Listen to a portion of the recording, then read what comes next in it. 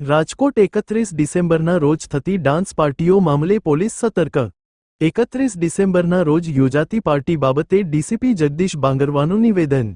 નવા વર્ષની ઉજવણી લોકો શાંતિપૂર્ણ માહોલમાં કરી શકે તે માટે પોલીસ તંત્ર કટિબદ્ધ।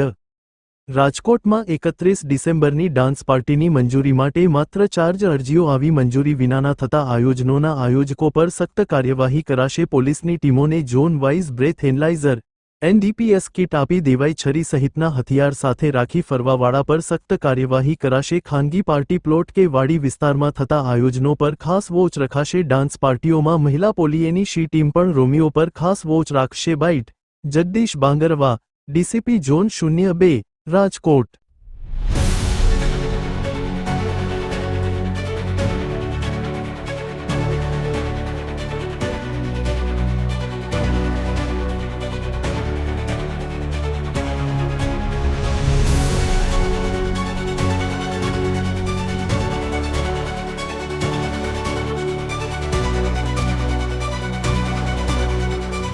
રાજકોટ શહેર પોલીસ રાજકોટ સિટીમાં નવ વર્ષની ઉજવણી શાંતિપૂર્ણ રીતે થાય એના માટે પ્રતિબદ્ધ છે।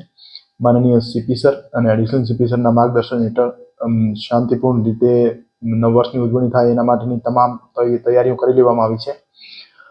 એના માટે વિવિધ પ્રકારની ટીમોનું ગઠન કરવામાં આવ્યું છે।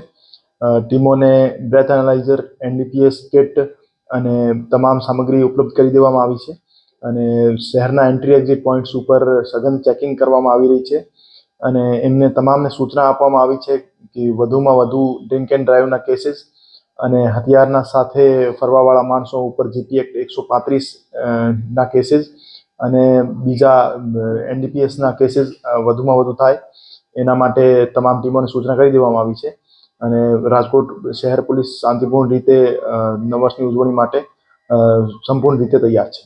કેટલી પાર્ટી માટે અરજી આવેલી છે?